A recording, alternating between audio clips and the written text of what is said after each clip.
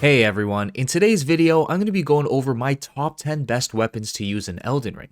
So let's dive right into it. Coming in at number 10 we have the Royal Greatsword. It's honestly really good when it comes to regular enemies since it's a colossal sword. The attacks are just going to stun lock majority of the bigger guys, allowing you to get off a full combo for free. Then the Ash of War on it, Wolf's Assault, is also pretty good with its damage. Your character does a flip, stabbing the sword into the ground and then leaving an explosion behind. Now, the reason I put this weapon at number 10 is half of its damage is magic based, meaning when you hit an enemy, a certain amount of physical damage is taken away because of armor. The same can be said with magic attacks having magic resistance, so it's basically like hitting an enemy with 2 layers of protection. It does have a high attack power on it to help make up for that, but still it falls behind. Another issue I found with the sword is the Ash of War on it does do a good amount of damage, I'll say that at the very least. However, it doesn't have a lot of range to it, so you have to be up close to your target, and it takes a long time for the second part of it to go off, which is half of its damage. I'm not saying it's bad, there's just a bunch of other weapons that are much better, like the next one, Ruin's Greatsword, coming in at number 9. Very similar to the Royal Greatsword with both being colossal swords, so you're going to get that same effect when it comes to dealing with regular enemies, stun locking them with basic attacks until they drop. The part that separates this from the number 10 slot is firstly, the damage on the weapon being almost completely physical, so there isn't a second element to it that would reduce the total amount of damage we can throw out. Secondly, it's got the best scaling in the game, having an S in strength, so you can go all the way and max out strength for the most basic attack power, since the Ash of War mainly depends on the weapon's level to do more damage. Speaking of that, I think it's also better than the Royal Greatsword's Ash of War. With this one, your character raises the sword into the air before smashing the ground and leaving a wave of destruction. It really matches the name of the Ash of War, Waves of Destruction. You don't have to be up close with your target, and it's got a decent area of effect to it, just making it much easier and safer to land. Now the only downside to it is you are doing a bit less damage for the exchange of being safer from a distance, which I think is well worth it, because even if you are doing good damage up close, if you die, it all means nothing in the end. And the next weapon on this list covers this even better. Number 8, the FALLINGSTAR Beastjaw. This one's not a colossal sword, but a colossal weapon. So it's like a colossal hammer, I guess, if it's not a sword? Anyways, the basic attacks will still be able to stun lock majority of the enemies like before since it is a colossal weapon. And similar to the Royal Greatsword, it's got a mix between physical and magic damage, which we know isn't the greatest thing out there, except the Ash of War on it makes up for it entirely with how powerful it is. Gravity Bolt. Your character raises the weapon, calling down what can only be described as a small airstrike on whoever you're aiming at. Now what makes this stand out more than the Ruin's Greatsword is the Ash of War almost never misses. It comes down in an instant, blowing up whoever. Aside from this, it costs less mana to use and it can be casted rapidly for back-to-back uses. You just end up dropping a barrage of strikes on a boss that pretty much never miss. Ending with this, let's jump to number 7, the Blasphemous Blade. This one's going to be the first greatsword on the list, and because it's a greatsword, it still has somewhat of a stun lock effect when you're basic attacking enemies, just not as effective as the colossal weapons. So in some instances against larger opponents, they can break free of it and swing right back, which does mean you have to be a bit more careful with this weapon instead of just doing a full combo with ease. Even the attack power on it does fall off a bit in comparison to the colossal weapons, especially with it being a mix of fire and physical damage. With both of these negatives, it's hard to see it being ranked 7th on the list, but the passive buff and the Ash of War that come with this weapon make up for it so much. You'll understand why it's above the others. So the passive on it restores 4% of your max health and an additional 40 health for any enemy that you kill, and that's half of it. The other half is you gain 10% of your max health back, plus an additional 150 health for each enemy you hit with the Ash of War. Not kill, just simply touching them. And the Ash of War on it, Taker's Flame, is literally the exact same thing as the Ruin's Greatsword Ash of War. The only difference between the two is the Blasphemous Blade does more damage, costs a little bit more mana, and it does fire damage instead of magic. So if you hit multiple enemies with it, which wouldn't be difficult at all to do, you can regain at least a quarter of your max health easily. You become pretty resistant to death.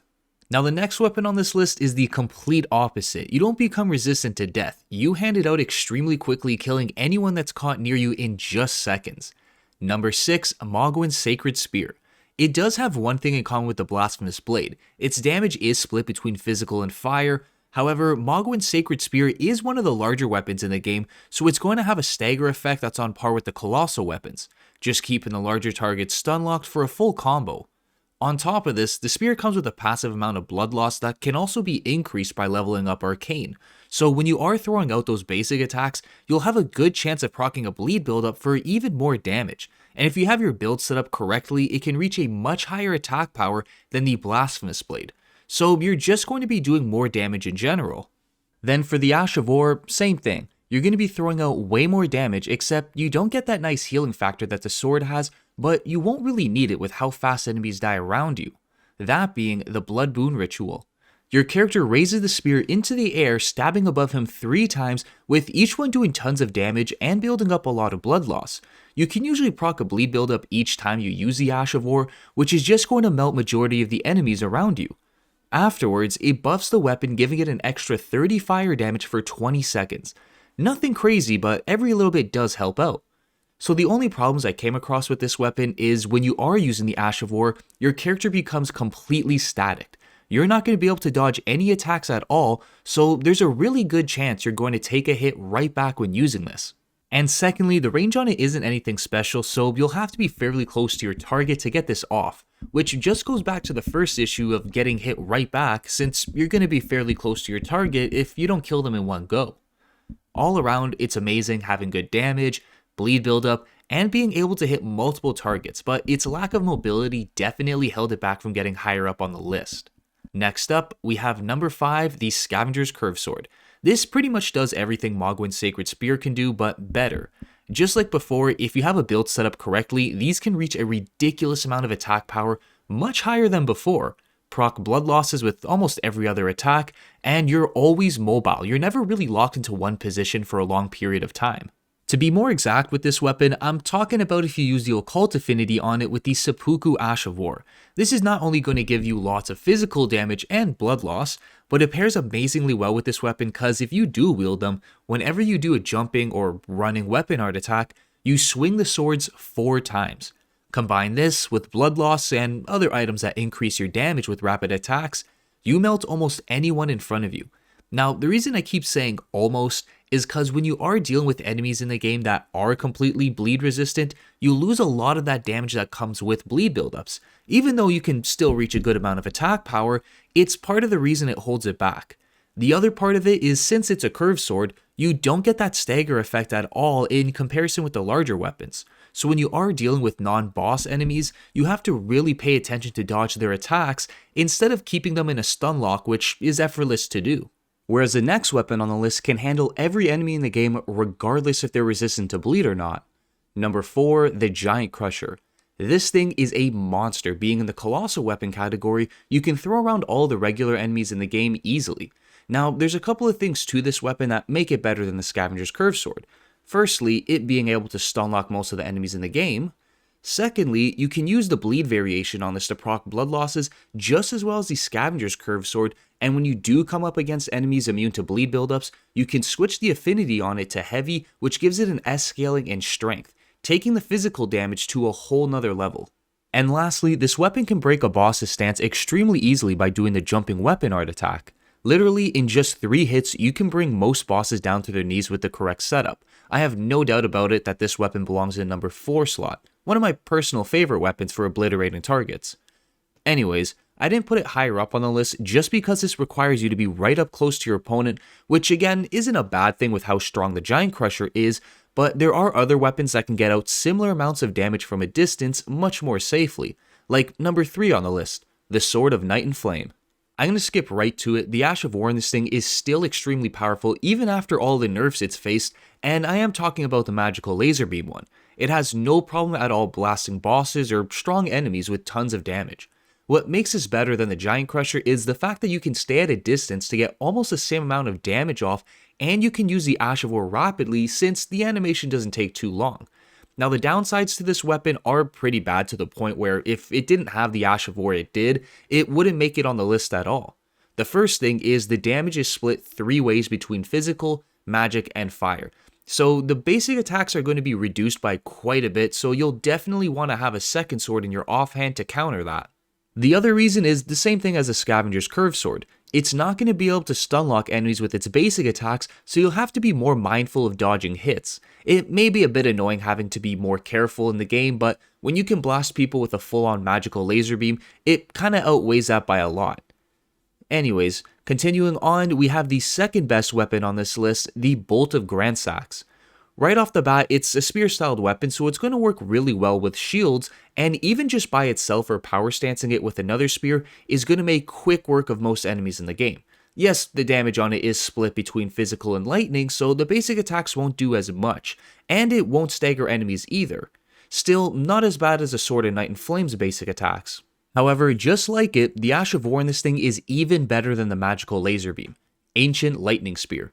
Your character turns a spear into a red lightning bolt before tossing it at the speed of a bullet with the range of a sniper.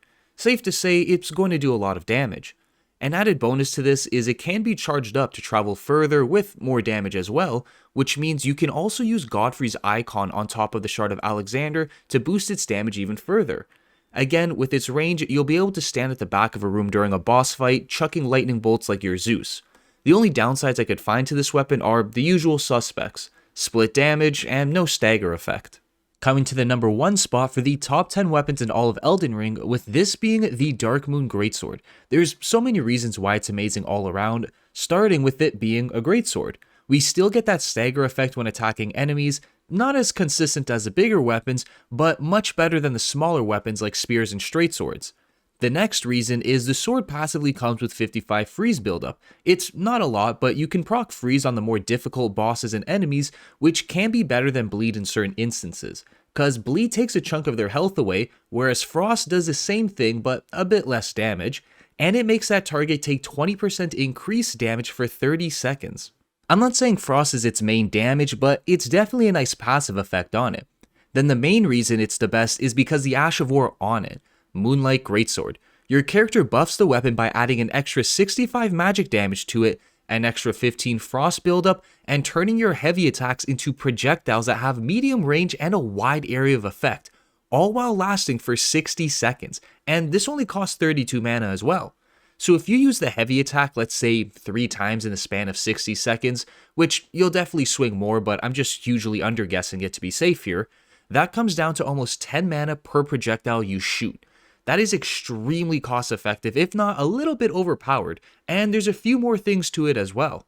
The weapon has frost buildup on it, and this applies to the projectiles as well, so you're not only going to do tons of damage with it, but it also stacks up frost while you're at a distance. Next, since the weapon depends on heavy attacks, you can charge up your heavy attack to do more damage and break a boss's guard extremely easily, like as quickly if you were using 2 Giant Crushers. And finally, since you can charge up the heavy attack, both the Shard of Alexander and Godfrey's icon increases the damage as well. There's so many reasons why I think this is the best weapon in all of Elden Ring, and the only downside to it is split damage with magic, but let's be real, there's so many pros to this weapon that hardly does much to it. Well, that covers everything for today's video. If you agree or disagree on my choices or feel like another weapon should have been on the list, let me know in the comment section down below. So before I end this, I do want to give a big thanks to the members of my channel for supporting me on my videos and the future ones to come. Thanks for watching everyone, and I hope I see you all in the next one.